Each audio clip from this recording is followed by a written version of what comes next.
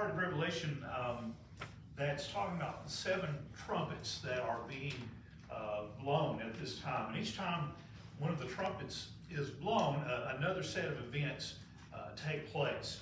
And we've got right up to the 6th trumpet.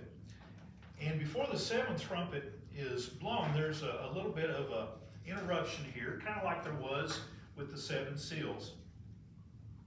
And we have some things transpiring with an angel that comes down and stands on the earth and the sea. And he has a little book in his hand that he gives to John. John is instructed to eat the little book. And then he's told that he's got more prophesying to do. And he was then given a reed to measure the temple. And then after he measures the temple, we're told for quite a bit of chapter 11 about 2 witnesses that are in the, it seems the city of Jerusalem, given what is said of the city they're in. And these 2 witnesses are prophesying for a temporary time period. And they are protected by the divine power given to them. If anyone tries to harm them, verse 5, fire proceeds from their mouth and devours their enemy. They have power in verse 6 to shut heaven so that no rain falls during their days of prophecy. They also have power over the waters to turn them to blood and to strike the earth with all plagues. We commented how that was like unto Elijah in the Old Testament. He, remember, stopped the rain from falling, caused the famine to take place. And also like Moses, because Moses, of course, through the Lord's power, brought the plagues upon Egypt. So some comparison there to Elijah and Moses. So these 2 witnesses do their work of prophesying and being witnesses until their work is done, their testimony is finished. And at that point, the beast that has ascended out of the bottomless pit comes and makes war against them. He overcomes them and kills them. And so, as they're dead, the people of the world don't even bury them. They leave their bodies lying out in the great city. And the people celebrate because they have died. They rejoice over them and they send gifts to one another because these 2 prophets had tormented those who dwell on the earth. But then we're told that after 3.5 days, the Spirit of God, the breath of life from God, enters them, and they stand on their feet, come back to life, and then they are taken up to heaven again. All their enemies witness this event, and we find that they are terrified when they see this happening. And then there's a great calamity falls upon the city at that point. There's a great earthquake. A tenth of the city falls, and 7,000 people are killed, and the rest are afraid and give glory to God of heaven. Now, we stopped there last time, and this is the conclusion of the 2nd woe, leading up to the 3rd woe, which is the 7th trumpet. But we kind of had, as I said, rushed through a lot of that last time. Just want to reiterate maybe a couple of points. First off, just an interesting thing here is to try to think about who these witnesses are. You know, who does the 2 witnesses represent?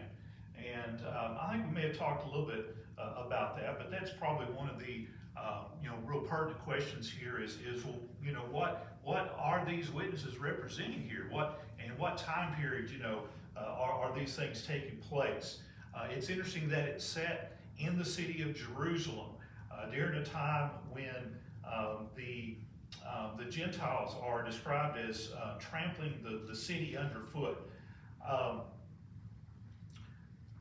The author of your book, he proposes that these could represent the witnesses of Christ, the Christians during this time of tribulation and persecution leading up to the point of the final trumpet, that it's representing them, the ones who are still faithful, who are still witnesses for Christ, those who are still speaking the word and telling the truth to the world, even though the world doesn't want to hear it. And the fact that there's two of them represents the idea that there's not many left at this point.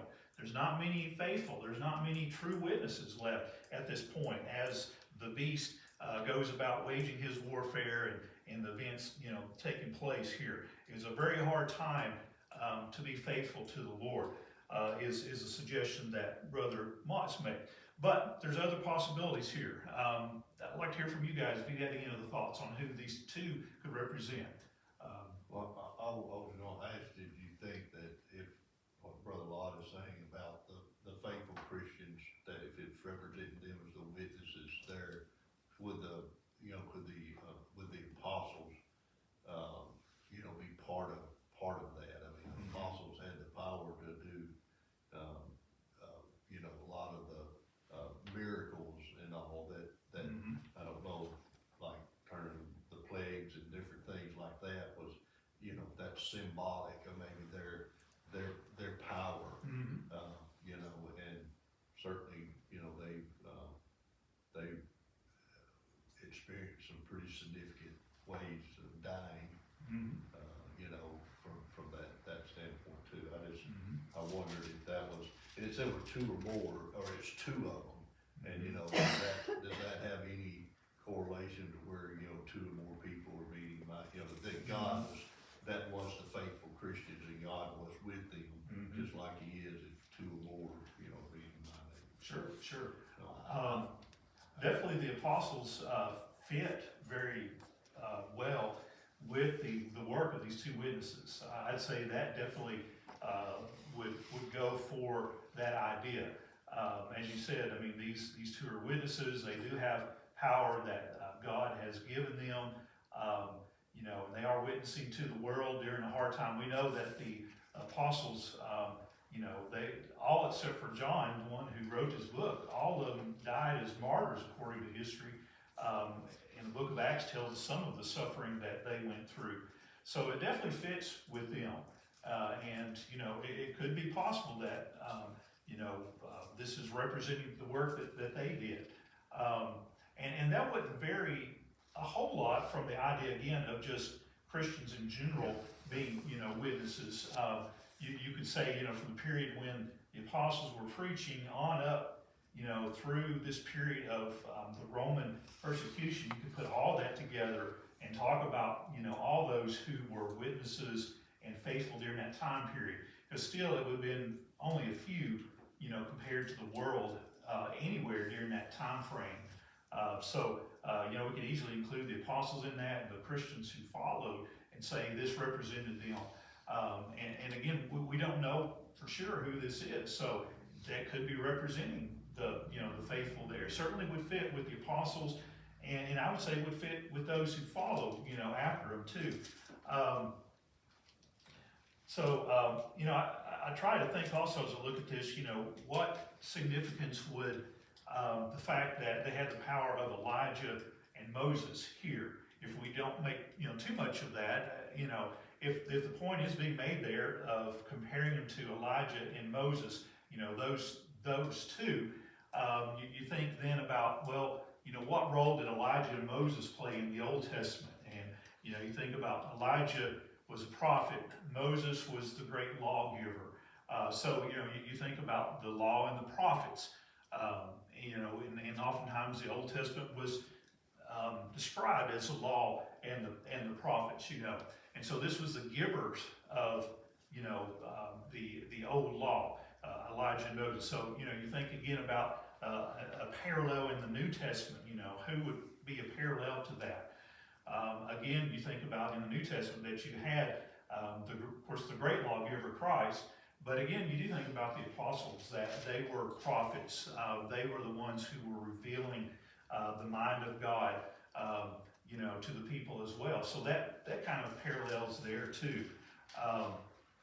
It's one of those that's kind of left open end. We don't know for sure, but definitely it has to be something along that line. When you think about the storyline here that is unfolding, that these were two on God's side, and there's only two of them in a whole world that is waging war against them and who are enemies of the Lord. So I would think it has something to do, you know, with the apostles and with the faithful Christians here during that time period. Did you ever read anything in the commentaries about why the significance maybe of lampstands and olive trees? Actually, one of the footnotes there I think is real helpful. He refers us back to Zechariah. And when you go back there and read that, there's a prophecy, a vision that's given to Zechariah. And it's in Zechariah chapter 4. And in that vision he sees two olive trees there, and he sees lamps too. And they're actually explained by the angel in chapter 4 as being the two anointed ones. And as he brings out the footnote, anointed usually would refer to a king or a priest. And so if, here in Revelation, it's kind of looking back to the imagery from Zechariah, then it would be the idea of, king and priest. Now, again, that, carries the idea of those who are God's anointed, those who represent, but also, I think we maybe commented on this last time, that we know that also the Christians, back when you have the letters to the 7 churches, remember that they are called kings and priests. So it could be another way of referring to the faithful again. So, but that's a good question. That there's obviously significance in the fact that you have the olive tree and you also have the lamp there as well mentioned. So anyway, that's the only other reference that I found, Jeff, or I looked at, was his here for Zechariah 4. Some others may have some other things, but that seems to fit really well because those two specifics are mentioned in Zechariah chapter 4. And it seems kind of similar to the vision here that John has. Okay, so it's interesting too. I'm going to make note that these witnesses were resurrected. Notice the similarity to Christ in the fact that they were dead for 3.5 days. Of course, Jesus was dead for three days. These, like Christ, were resurrected. They were brought back to life, and like Jesus, they ascended to heaven. So there's some very direct corollaries there between the two witnesses here and to what happened with Christ. So again, makes me think that it is talking about Christians here, maybe even as Jeff suggested, maybe more specifically the apostles and their testimony. As we end verse 14, then we come to the final trumpet, the 7th trumpet that is going to be blown. And this is the 3rd woe out of the 3 woes that were announced earlier. So let's pick up here with verse 15 and read down to verse 19. And let's see what happens now with the 7th trumpet. Then the 7th angel sounded, and there were loud voices in heaven saying, "The kingdoms of this world have become the kingdoms of our Lord and of his Christ, and he shall reign forever and ever." And the 24 elders who sat before God on their thrones fell on their faces and worshiped God, saying, "We give you thanks, O Lord God Almighty, the one who is and who was and who is to come, because you have taken your great power and reigned. The nations were angry, and your wrath has come, and the time of the dead that they should be judged, and that you should reward your servants the prophets and the saints, and those who fear your name, small and great, and should destroy those who destroy the earth." Then the temple of God was opened in heaven, and the ark of his covenant was seen in his temple. And there were lightnings, noises, thunderings, an earthquake, and great hail. Okay. This is not a real long reading or passage here, but a lot of things taking place. A lot of pretty powerful events. In your own words, how would you sum up what happens with the 7th trumpet? If you're just making you a list of the 7 trumpets, here for the 7th trumpet, how would you describe that? Just a brief description. The war is exactly. I think it's very good, Pauline. Very good way of putting it. The war is over. It's done. You know, victory's here. Think of, you know, when World War II was over, the scenes of victory, you know, and joy that the war is now over. The good guys have won, you know, and everybody's celebrating. And that's what's pictured here. It's a victory, and it's the end of the war that's been raging and going on at this point. So we'll get into this a little bit more with the questions, but you know, this is the end. God has won. He has a victory. The war is over. But this is only chapter 11 in Revelation. How many chapters are there? 22 chapters. So how can this be the end if we got that many more chapters to go? Well, again, as you think about it, we have a series of ends in the book of Revelation. The storyline is told over and over again. That's where we'll get into this chart and the chart that's in your book. But keep in mind that Revelation isn't a chronological, you know, point A to point B, you know, beginning to finish type of book. It's a cycle over and over again being told here. And that's what we have with the seven trumpets. It's the same storyline of the whole book told here in the seven trumpets. It'll be told again and in other ways as well. So this is again the end, but we'll have it retold showing the end in other ways with other elaborations as we go forward in the book. So that's why the book continues after even come to the end here at the end of chapter 11. So kind of keep that in mind, I think is helpful in the overview of the book. Okay, looking back to chapter 10, verses 5 through 7, remember we had a reference before, kind of ahead of time, to the seventh trumpet. And so he's asking here on page 62, what previous explanation has been given with regard to the meaning and significance of the seventh trumpet? How is it described back there in chapter 10, verses 5 through 7? There, the angel said that we're just going to kind of cut things short here and jump on to the seventh trumpet, and then he described it there.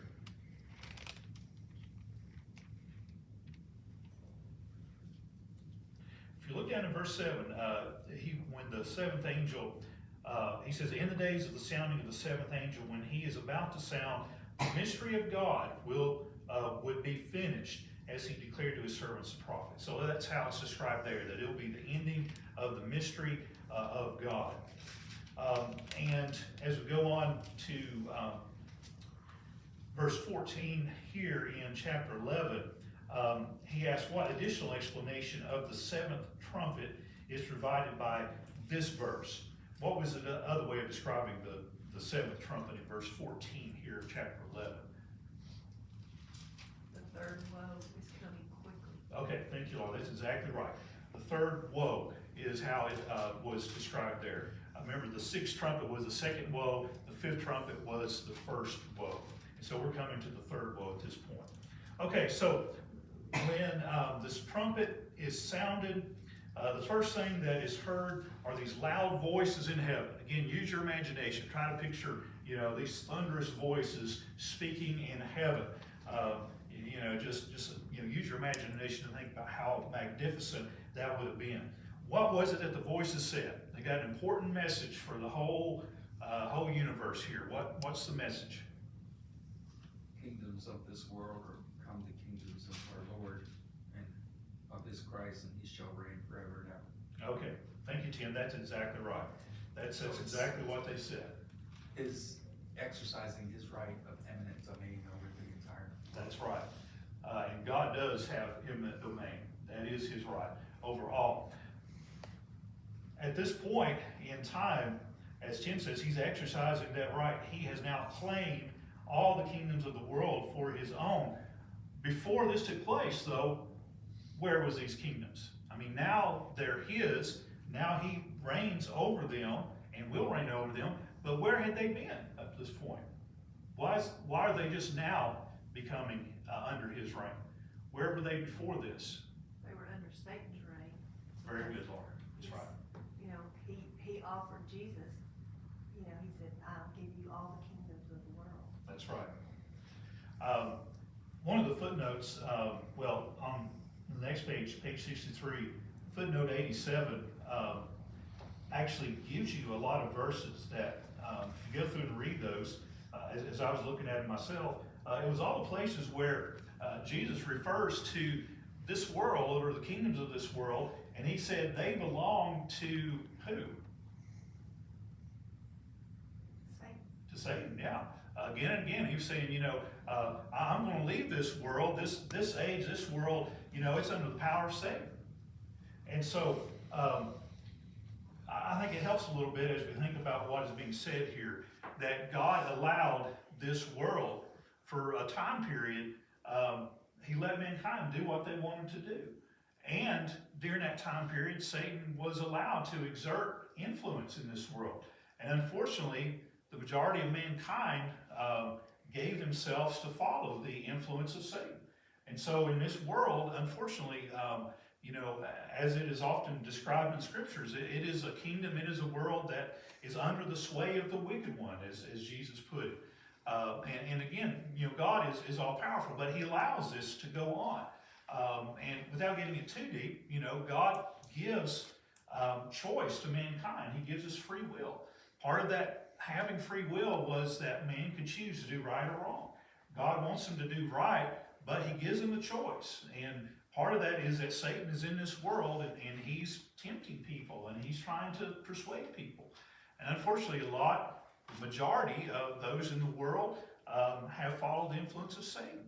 And the kingdoms of this world belong to him for a short time period.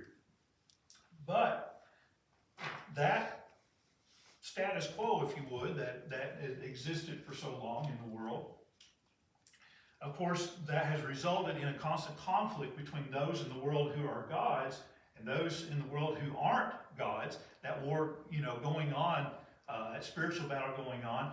Here, when the seventh trumpet is blown, that's all brought to an end. God is victorious. He takes back the world. He takes back the kingdom. It is made his now. And all those who were in rebellion, those who were followers of Satan, they are brought under his power, and they will be judged, as you see as the story goes on. So that's the significance of the seventh trumpet. It's this huge end. It's a huge you know, culmination of all the work that God has done through time and you know, the history of man. It's all coming to this end, that now God is going to set things as they should be, and mankind will be judged for, you know, which side that they are on. But once this happens, then the Lord is in control. He reigns forever and ever, as we see in verse 15. Now, a lot of this section here is the worship and the praise that is poured out to God for this great victory, for this great moment in time. You have the 24 elders, remember them from earlier in the book. You have them here once again. They fall on their faces before God, they worship him, and like we had earlier in the book, there's this prayer or words of praise to God, verses 17 and 18. What's interesting is how similar this is to Psalms chapter, or the second Psalm. And I think that's brought out in one of the footnotes too. Notice what they're saying here. We give you thanks, O Lord God Almighty. Notice a familiar description. God is the one who is, who was, and who is to come. He has taken his power, he has reigned. In other words, he's victorious. And notice verse 18, the nations were angry, and your wrath has come. The time of the dead, that they should be judged, and that you should reward your servants, the prophets, and the saints, and those who fear your name, small and great, and should destroy those who destroy the earth. So, with that in mind, turn back to Psalms 2 just a moment, and notice the similarity.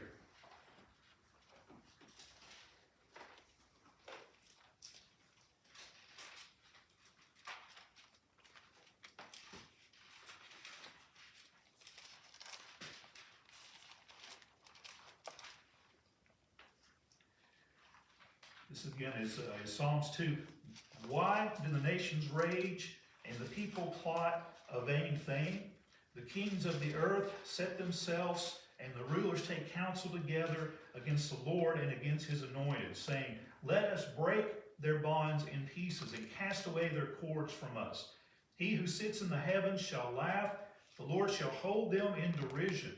Then he shall speak to them in his wrath and distress them in his deep displeasure. Yet I have set my king on my holy hill of Zion. I will declare the decree. The Lord has said to me, you are my son. Today I have begotten you. Ask of me, and I will give you the nations for your inheritance, and the end of the earth for your possession. You shall break them with a rod of iron. You shall dash them to pieces like a potter's vessel. Now therefore be wise, O kings. Be instructed, you judges of the earth. Serve the Lord with fear and rejoice with trembling. Kiss the Son, lest he be angry and you perish in the way. When his wrath is kindled but a little. Blessed are all those who put their trust in him. So here way back during the time of King David, he writes about this spiritual battle, this warfare that so often during David's time ended up being physical battle. But he's describing this battle between God and the peoples of the earth. And he shows, God's going to set his anointed in spite of what the nations want to do. And his son will be victorious over those nations. When we come to the New Testament, we're in Acts, of course.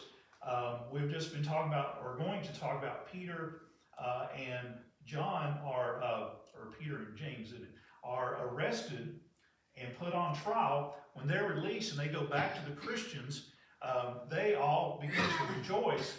And guess what they quote from? I know this is a little bit ahead of where we're at, but they quote from Psalms 2. They quote this psalm right here. Because again, you see the Jewish leaders are once again resisting God, resisting the message of Christ, just as they resisted Christ when he was among them. And the Christians recognize that this was what is being foretold in Psalms 2. And now here in Revelation, you have the 24 elders basically saying the same thing as they are thanking the Lord, praising him for his victory. He's saying, the nations were angry, but your wrath has come. You've been victorious over them. So it's interesting to tie all that together and see this, conflict, this warfare that's been going on for so long with mankind. And now with the seventh trumpet, it's brought to a close. God is victorious over those who have been against him and against his prophets and his saints. Now after you have this outpouring of praise in heaven, then there's this great symbolic thing that happens here. Something is seen that's very important, especially to the people of God. In verse 19, what is now seen opened in heaven?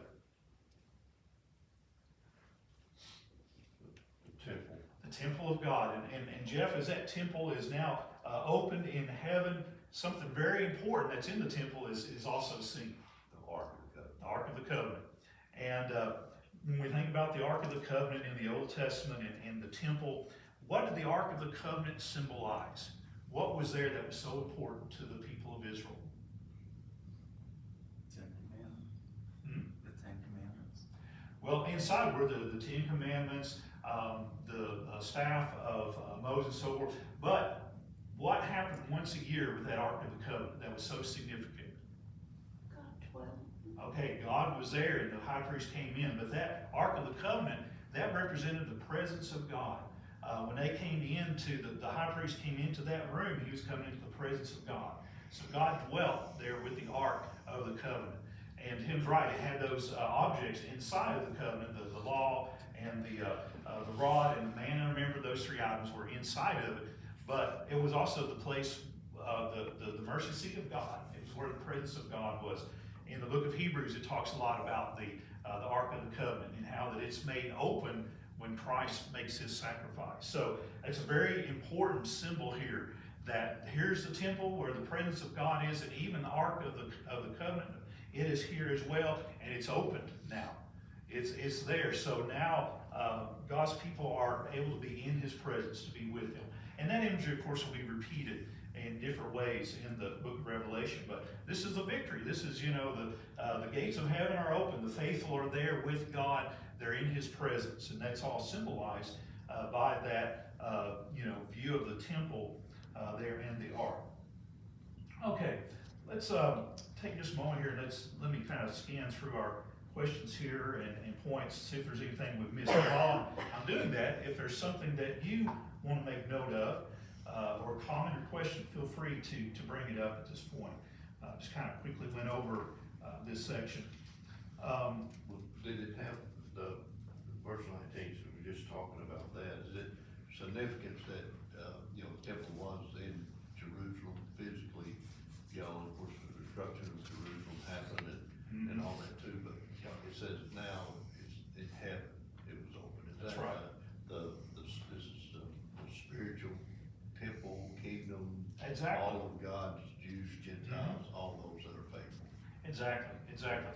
And this is a very important point. I'm glad Jeff brings this up, that as you look in the New Testament, you'll find that so often there that the temple and the Ark of the Covenant are used to symbolize heaven itself and the presence of God. As Jeff accurately pointed out, the physical temple that existed in the city of Jerusalem itself will be destroyed in AD 70. And it's just going to be, just wiped out. And as time went on, it never was rebuilt again. There's some portions of it that are still there today. I think the Wailing Wall is supposed to be some portion of it there, but it was never rebuilt like it was before. But when it was here on the earth, that represented the presence of God among His people. So the New Testament writers, they use that as an image of the reality of heaven, that heaven is compared to the temple and the Ark of the Covenant, and that again stands for God's presence. And particularly, like I said, the book of Hebrew really uses that a lot to show that when Jesus died on the cross, He made way to the heavenly Jerusalem, the heavenly temple, and the actual presence of God. So you're right, Jeff, that that's the significance of this being in heaven here. It's not the one that was on the earth that will be destroyed. Yeah, Tim. I take those scriptures in Psalm 2. And the kings of earth set themselves, and the rulers take counsel together against the Lord and against His anointed, saying, I envision when I read that, it's like the United Nations having a hissy fit. Right, okay. It's gonna be, yeah. there's nothing they can do about it. Yeah, that's right. Again, it is the rulers here that are pictured, and they're setting themselves against God, and they don't want to have His rule over them, but there's nothing they can do now, is there? They raged against God, but God has been victorious. He's now exerted His power over them, and they don't have any choice at this point. You're right. That's the image here. Absolutely.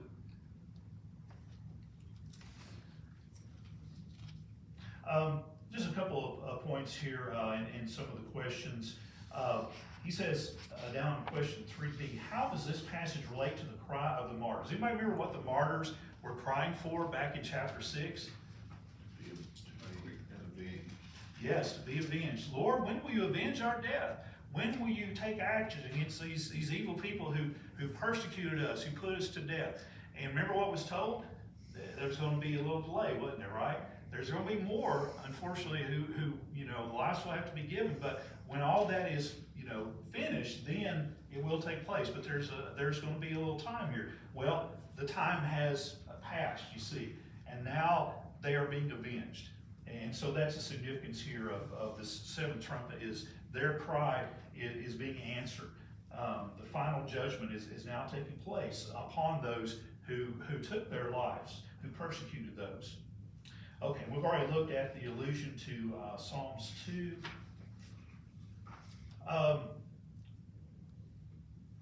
Let's notice here, question 2 in this section here. He says, what's the reason assigned for the thanksgiving of the elders? They gave a specific reason why they were so thankful to the Lord. What were some of the things that they bring out they were thankful for?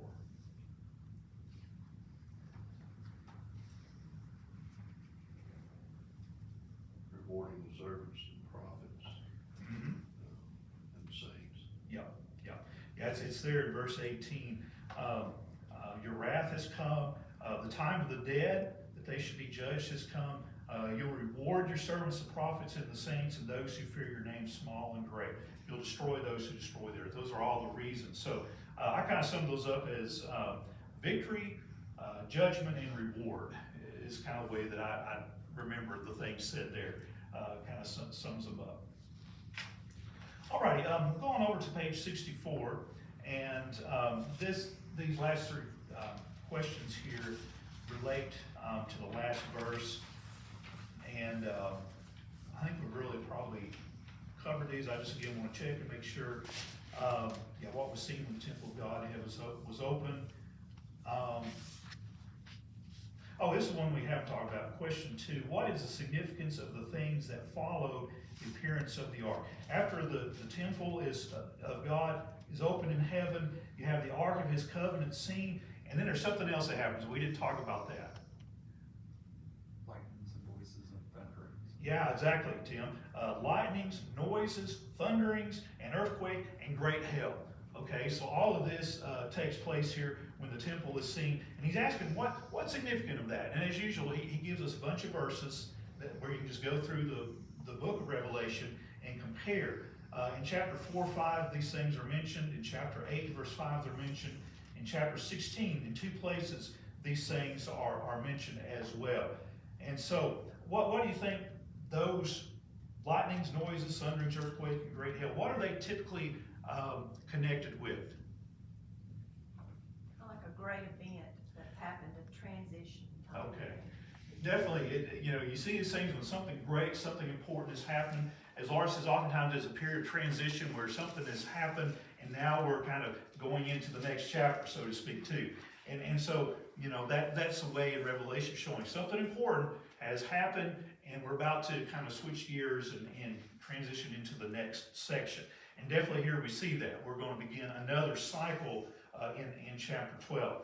Also, I put there, too, that a lot of times these things are seen in connection with God as well. When his throne is pictured, remember we heard those things.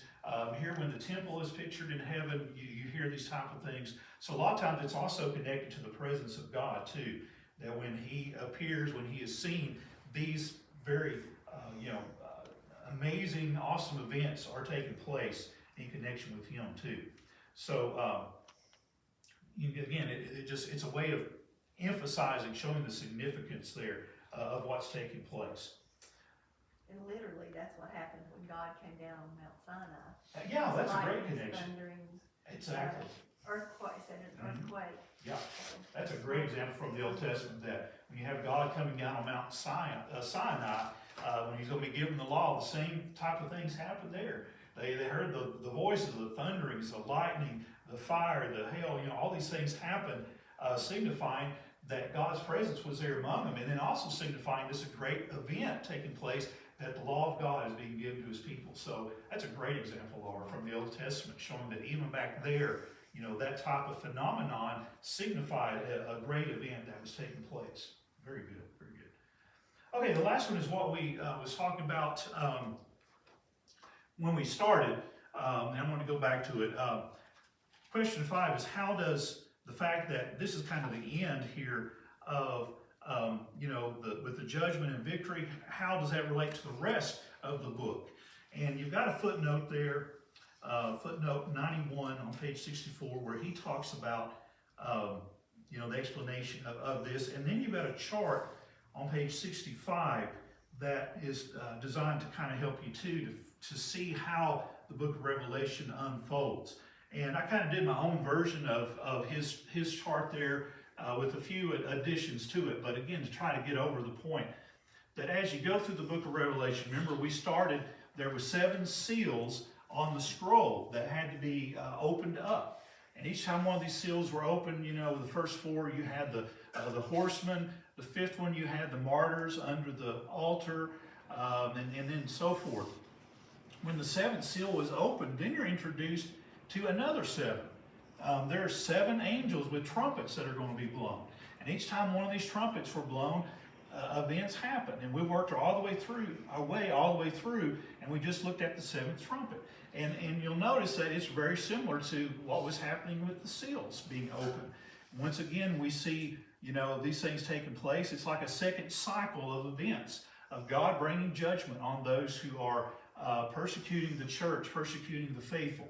Now, as we end with the seventh trumpet here, we end chapter 11. If you've been reading ahead, in chapter 12 through 14, all of a sudden we're introduced to a completely different picture, right? Suddenly you see this vision of the woman in the heavens, and she's giving birth to a child. There's a dragon who is trying to devour the child. The child is taken up to heaven. The woman, it goes down to the earth, and the dragon pursues her. There's a beast that's introduced there. There's a false prophet. And then all of these are waging war with Christ and God, and God is victorious over them. Okay? Sounds familiar? Well, again, it's just a retelling of these events, again, in a different way. It's the spiritual battle being described in a different way with different symbols. When you get through with that and you go to chapter 15 through 16, then suddenly you're told about 7 bowls of wrath that the angels are going to pour out.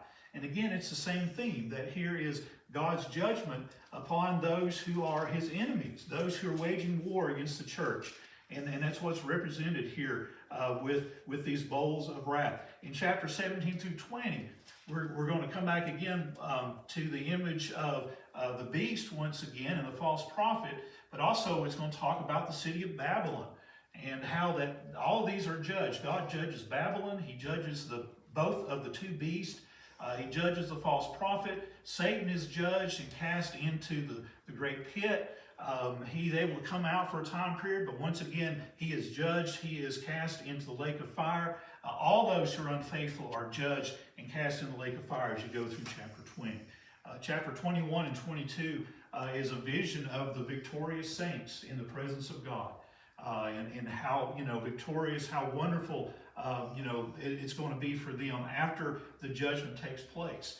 And so just think of, all the way through the book of Revelation, just the cycle of retelling the old story of this battle going on between the people of God and the people who are against God. And these are just different images to express that. And each one of these cycles, brings out different truths about this battle and different things that will assure the Christians that, they should remain faithful, that God will be victorious, and that their stand for the truth will be rewarded in the end. But they have to be faithful through the hardships that are coming. And particularly, I believe, the hardships coming through the Romans, their emperors, again, persecuting the Christians in that time period is, I believe, what most of it relates to. But that's that's the theme running all the way through. And that's what the chart is trying to demonstrate there too, in your workbook. But hopefully those will kind of help keep that overview in mind, because it can be confusing. Okay, we just had the victory of God. The 7th trumpet has been blown. Victory, has been achieved. And then you turn the page, and then you're reading about this woman in heaven who's giving birth, and a dragon and a beast, and you're kind of like, where did this come from? What is this? But this kind of, to me anyway, helps a whole lot in understanding that, okay, now it's just another retelling of what's happening here in this battle. Okay, does that help, or does it confuse you? I hope it's not confusing you. We're going, what in the world? I thought I understood it. Now I don't at all. I hope that isn't the case. I hope that this helps explain, and also I hope this gives you an overview of the rest of the book. We're kind of at maybe the halfway point. You're going through, I think maybe a little bit more past the halfway point, but the rest of it, we understand. We understand the overview. So, if we don't understand all the details, at least we do understand the overview of where we're going and what's going on. And to me, that's tremendously helpful in studying this book, as I keep reading all the way through and looking at all of it. With the big picture in mind, it makes a whole lot more sense. And I'm able then to kind of, calmly look at some of the details and try to see how they fit in. But I feel more confidence in understanding the overall, theme of the book. So I hope in that way it will help. And a lot of these things that we've talked about so far, with the way we understand it, is things that have already happened at this point. I mean, it's not things that are in the future, like the second coming and all. Is that Past to us. yes? not to the Christians, that's, No, no, you know, right, to to us, them, I mean, it's still us. future. There's a little bit of past events, you know, and the fact that Christ has come, but for the most part, the recipients of the book, the seven churches, Happened, yeah. these are near future for them. But for us, yeah, absolutely, that we're talking about things that have taken place many, many years ago. Right. I myself think that it was, you know, confined to the conflict between the church and the Roman Empire, the rulers of that time. That being said, as we noted, you know, earlier looking at Psalms 2, it's a conflict though that you could apply to any section of history. You know, you can go back to David and you know, the nation of Israel and the pagan nations, you know. You could go past the Roman Empire and you could talk about other empires, you know, and how that they waged war against the faithful and they were doing things that were against teachings of God. You could take it to our day and time right now. I mean, we love our nation, but let's face it, there are rulers in our nations who could care less what God wants, right? And they rage against God's authority. They do anything they can to resist his authority. So that battle is still going on. But this, to me, you know, if I understand it correctly, this was talking to these Christians, particularly about what the Romans were going to be doing to them in the near future, and how that they had to get through that. And if they did, you know, in the end, God will be victorious. And we're still part of that picture. But I believe that was, you know, the point in history that was in mind there. So good question. Again, I think it's helpful, you know, how does this relate to us? Where in time is these events, you know, we're talking about? Anyway, that's a good question. Any other questions? All right, well, we need to stop. We will take a break at this point and